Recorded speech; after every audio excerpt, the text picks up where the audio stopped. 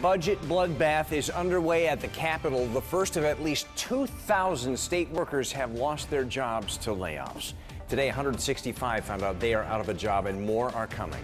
Hi, everybody. Glad you're with us tonight. I'm Darren Kramer. I'm Ann Nyberg. News 8's Bob Wilson went looking for some answers and found out where the cut came from and how much money the state is saving. He joins us now live from the Capitol with the latest. Bob. Yeah, and there is a lot of fear out here, especially in this uncertain time where they don't know how many layoffs are coming in. We tried talking to state workers who are in the process of being laid off. We tried talking to state workers who are 20, 25 years in. They did not want to talk about it. We even tried to talk to retired state workers. They said they're worried the state may go after the pensions next.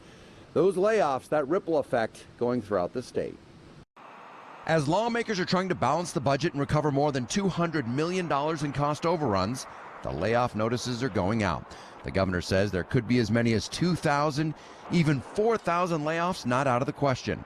Tonight, inside this building, the headquarters for the Department of Children and Family Services, they're carrying out the layoff notices around the state, and they are not alone.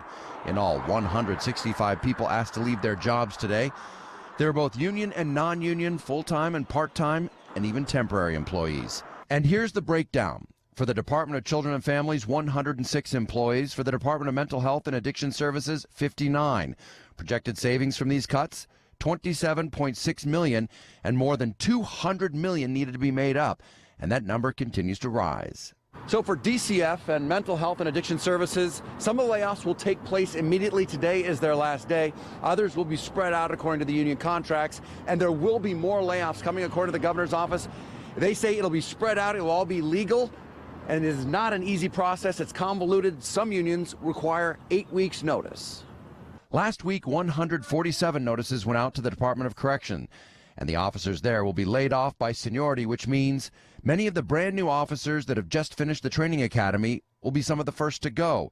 Union leaders around the state reacting harshly.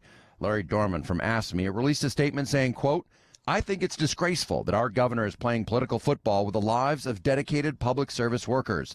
The governor says the state budget situation is horrible, but his administration has given the workers we represent their 6 weeks notice to stay home with pay and will force the remaining employees to work overtime.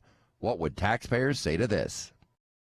And union leaders questioning the real bottom line, because when you lay off people who have just joined the union, that means double time, especially in like the Department of Correction. They have to have people. They're paying them overtime, and that will continue, and they wonder what the real savings of all these layoffs are. I'm Bob Wilson reporting live at the Capitol, News 8.